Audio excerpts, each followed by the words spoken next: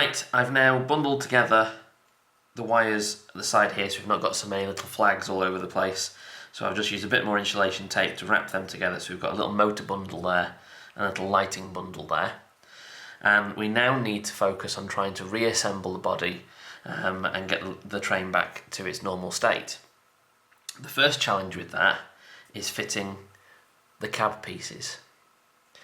So normally in the 91, these cab pieces fit into these little holes at the end, and then you pop the body back on top and they line up perfectly with where the cab is. The problem now, of course, is that we've got all these extra wires coming from the LEDs that we fitted at the front and rear, which mean that they're going to get in the way when we try and put those cabs back in place. So what I want to try and do is lead the wires in a place that will keep them out of the way, so they won't be visible through the glass at either end of the cab, while at the same time making sure that they're not going to be pinched by the cab pieces when the entire body is closed. At the front end, it's a little bit more straightforward, because where the cab piece fits and lines up, which you can see is with these little black ridges at the back that hold the top of the sort of door panels in place. Where that then fits, you've got the entire elongated nose section to keep the LEDs away from the cab at the front. So that will fit in neatly there, and it stays out of the way of the LEDs. So all I need to do is lead these wires tucked down the side here. So hold that in place. So I'm going to tuck them down the side along there, just underneath where the window runs. Use a little bit of insulation tape to hold it in place, and then I'm going to use a Sharpie, a nice permanent black pen, to just colour over the three colour of the wires to try and help them blend into the black background that we painted before, so that they won't stand out. That should then allow me to fit that cab panel over the top, and it will fit in place. The only bit that will get in the way is this front section here. So where this little raised panel section comes up here, the wires might get a little bit pinched in that corner. So I'm going to use a small modelling file, like this one here, this flat file, to just take down the very corner, just the outside couple of mil or so, and take that down to give a little bit of a running area for the wires to run through. What I'm also going to do is take off the little plastic lugs at the bottom there that fit into the holes in the bottom, so that I can fix this cab into the roof section before I put it back onto the body. That way it means I can make sure that I've put it in the right place and that the wires are all out of the way and that everything is neat and tidy, without having to worry about what might happen when I put it that way around and try and fit the roof on top. So I'm going to take them off, fix it in place, and then once it's fixed, even if it's not perfectly lined up with where it was before, it's not going to cause me any problems with those cut off. At the other end, it's slightly more difficult.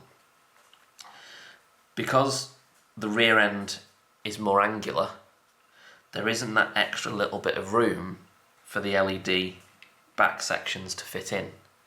So if I tried to line up that cab now into that section there, you can probably see that it covers up those LEDs completely. And if I just put it to the side, you might be able to just see how the front end of the cab section there actually clashes with where the soldering will be here, and so that will bend and twist it out of shape and mean that it won't fit together properly.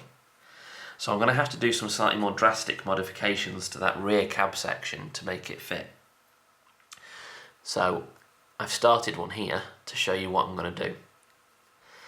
I've used a pen to just mark out where the LED sections are, so that I don't have to remove too much, and then using a small modelling saw and the files that I showed you before, I've been able to cut out this front section and file it around to create a slightly smoother corner and remove some of this edge. And from the rear you can just see I've filed an ever so small channel just in there for the wires to run.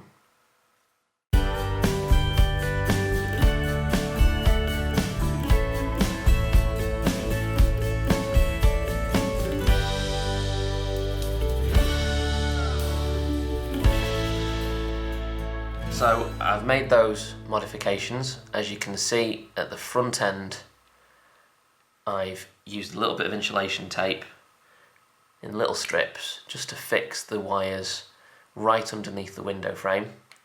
And then I've used a Sharpie, just a nice black permanent pen, to colour in the coloured wires just at that front section where they may be ever so slightly visible, just so they don't stand out as being really obvious.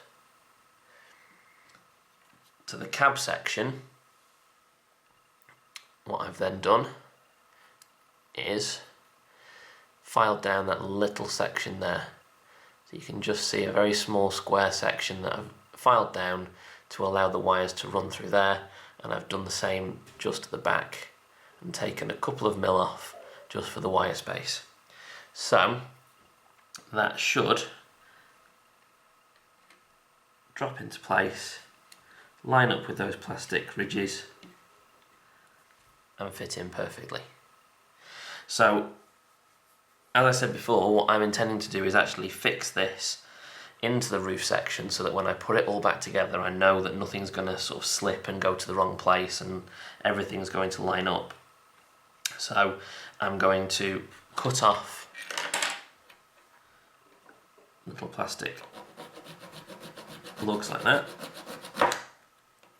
just using my saw.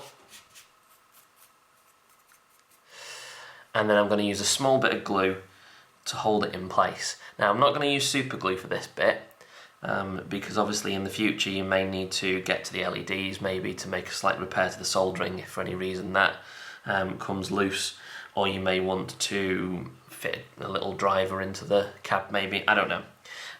So I don't want to fix it permanently, so I could use a little bit of tacky wax or maybe a little bit of blue tack, or in this instance I'm actually going to use a little bit of Uhu glue, the kind of stuff you normally use for paper and card, but just enough to be able to tack it into place, but that's something that's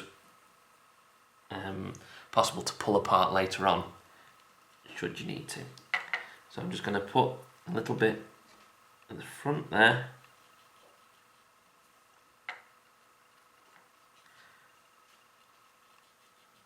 where it makes contact, and just in front of those little ridges where the top section makes contact there. That should allow me to drop the cab into place and line it up and push it down.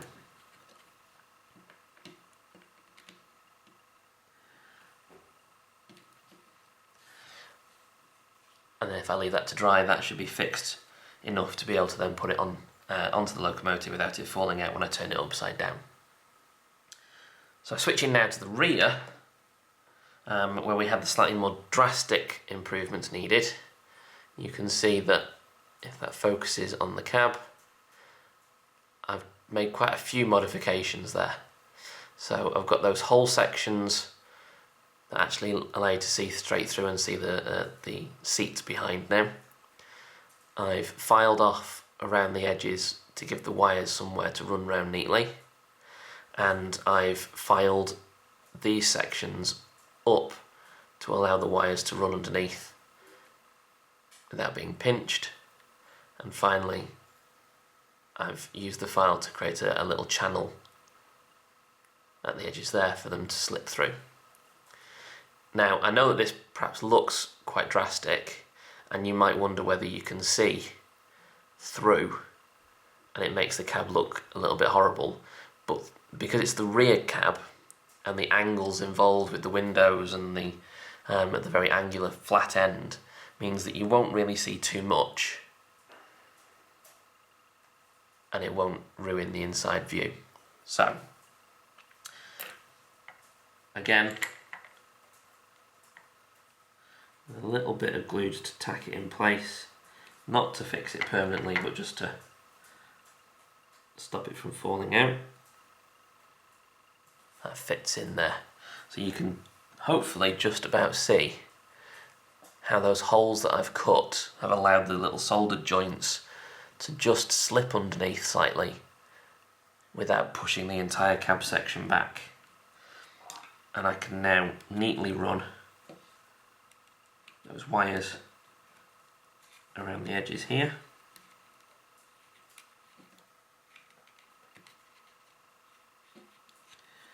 Into those spaces that I've made, knowing that they're not going to then be pinched when the whole body is put back together. Okay, so turning our attention back to the outside of the locomotive now, we're going to have a look at this pantograph. Now, as I said right at the very beginning, I think, of part 1, the particular version that we've got here of the Class 91 came from an Intercity 225 train set. And in that set, the model came with just a plastic pantograph. If you bought it separately, then it was available with a metal pantograph, which then made use of this switch on the roof so that you could direct power from an overhead catenary wire system. But in this one, it's just a fixed plastic pantograph, which just doesn't look as good. And so as part of our upgrades and modifications to this model, we're going to replace that. Now, again, from Hornby's spares collection, you can get hold of one of these. This is part X8013.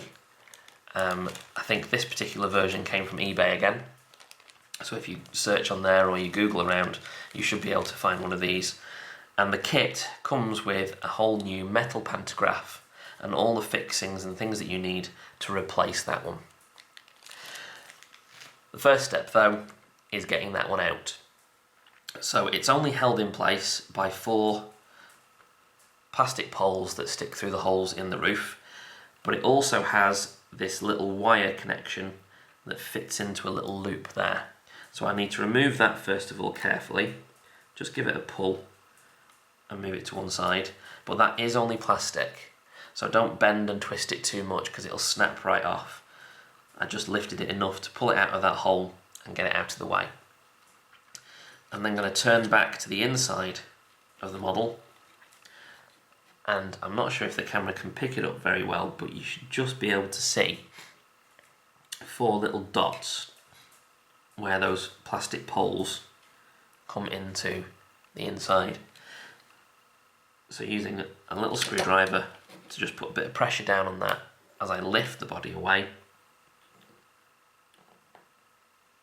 it should be possible to push them out. Okay, having emptied out the contents of the kit, you can see all the different pieces that you actually get. So we've got some small red plastic insulating sections that fit over these poles here to make it look more like the real thing. We've got some little clips or little sort of washers that fit over the back and hold the whole thing in place. And we've got a little spring that helps lift the mechanism up when you unlock it so that it stays in the upright position. With the main body itself, we then need to do a little bit of assembly to get it to work. So, on the bottom here, you can see that there's 2 little metal poles there. We need to attach that spring to the innermost one here, and then stretch it across and clip it over this little hook at the base. So it's a little fiddly, but I'll give it a go.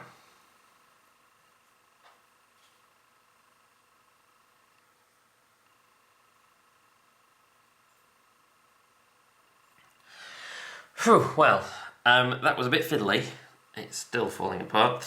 There are so many different pieces kind of all interlocking that it is quite tricky, so it might take a little while, but you can see that I've got the spring hooked over the end there, and then just running past that first pole and attaching onto the second one there.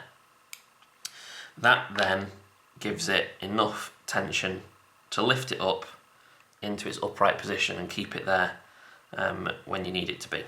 Now, this other section that keeps falling out in the middle here, that one there, that one won't be a problem once we've actually put it onto the roof of the model. I'll just bring that into shot there, because you can see that there's this plastic pillar. So, I now need to fit the pantograph section into the roof by slotting the 4 pegs through the 4 holes. But I also need to make sure that these plastic red collars are over each pole of the pantograph. The only problem is that they slip on nice and easily, but they also slip off just as easily. So if I tried to fit them onto the pantograph and then flip it over so that I could fit it into the body, they'd all come flying off and fall and I'd probably lose one. I could glue them into place, I suppose, but I don't really like the idea of doing that. They're not supposed to be glued in place. It's just adding a little bit of extra glue that could make mess. It's just not worth the risk. I could use a little bit of tacky wax maybe, but again, I'd run the risk of maybe some of the wax being visible and I wouldn't want it to ruin the outside appearance. So what I've decided to do is just use a pair of tweezers to pop the 4 plastic collars over the top of the 4 holes,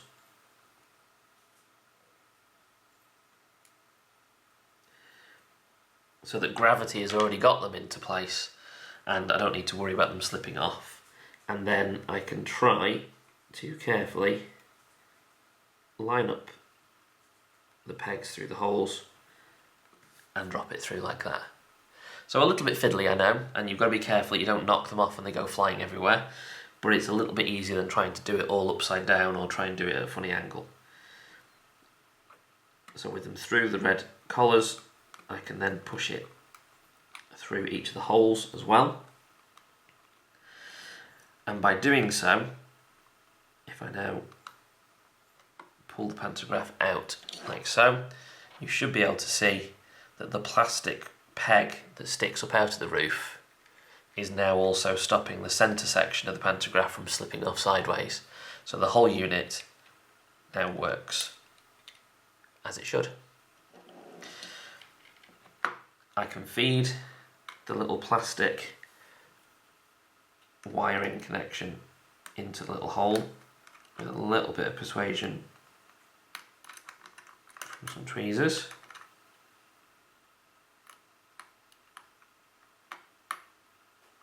There we go. And now I need to flip her over and try and fix the pantograph in place so it won't come back out again. So if I turn her over that way so that I don't stretch the chip,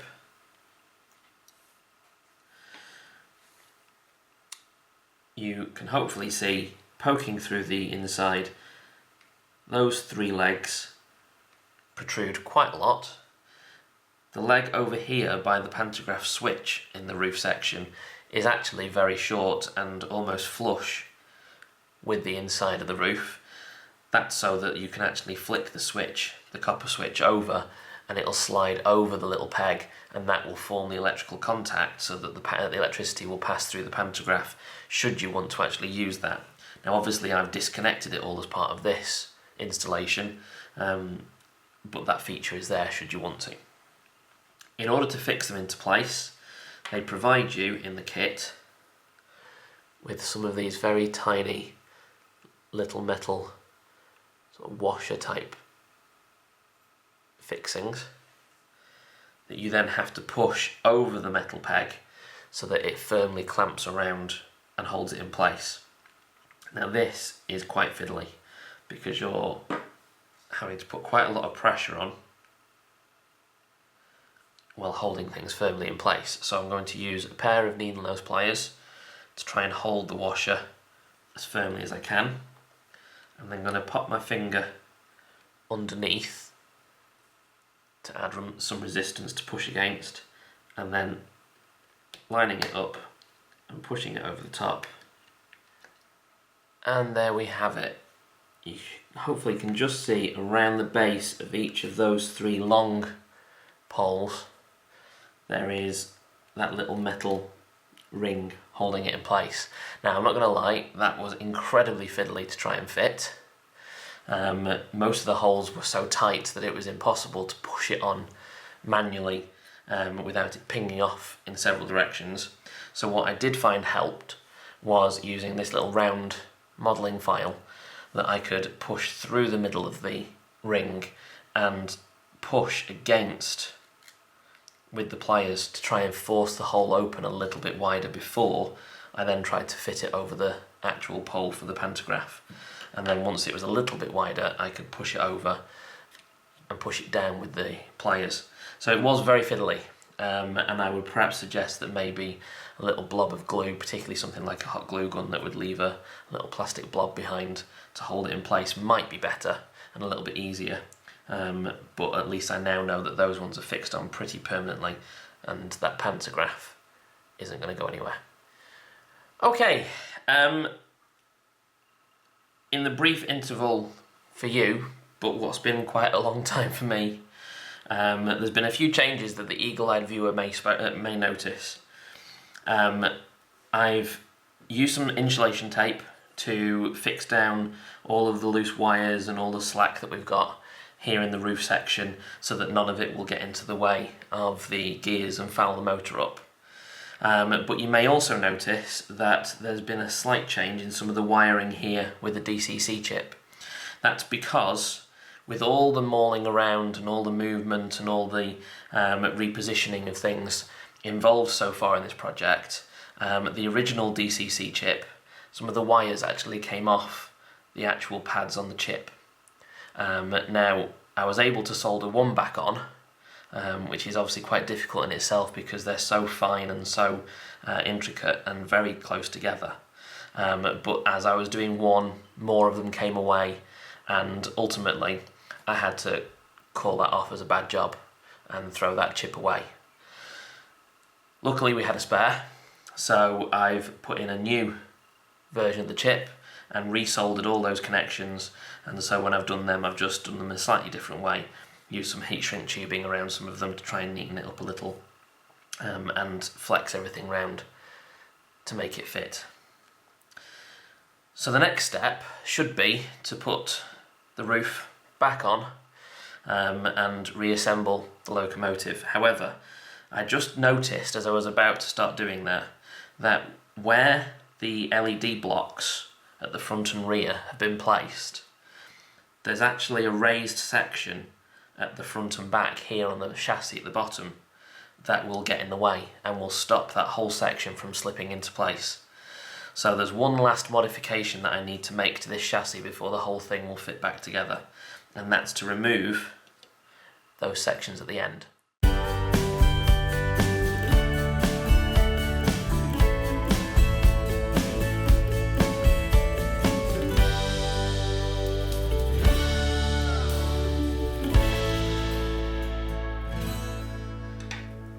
There we go, so that's the locomotive reassembled. There's now 2 final things that we need to have a look at on the exterior of the model to try and tidy her up, clean her up, and get her ready to run. One of them is the buffer at the front. I've taken the other one out, and that's just pulled out of place, no problem. But if you remember right from the beginning of part 1, the buffer on the right hand side here had snapped off completely. There's a little bit of the plastic peg still in that hole. So what I'm going to do is use my small micro drill bits again to just very carefully drill out that bit of plastic and get rid of that.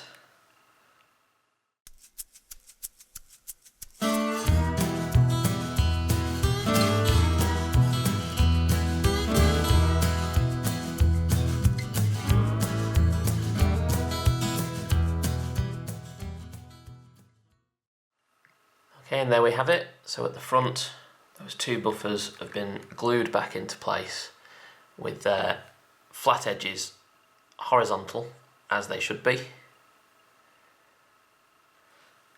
The final job is then to just clean up some of this bodywork.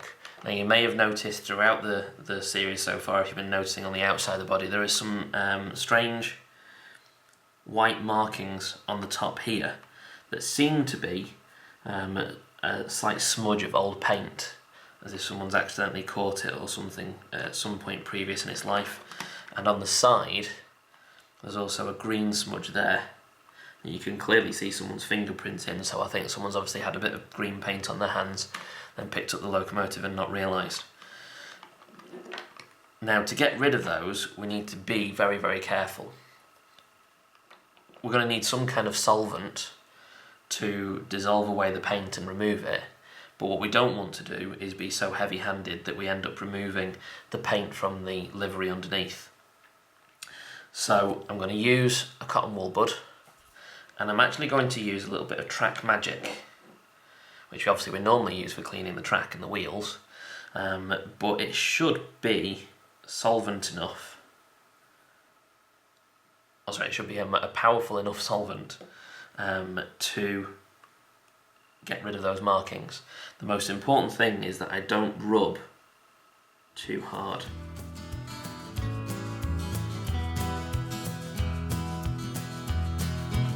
Want to slightly agitate that white paint on the top without rubbing so hard. I mark the paint underneath.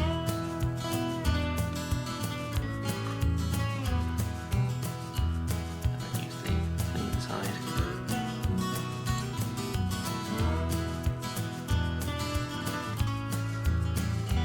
Wipe away the excess.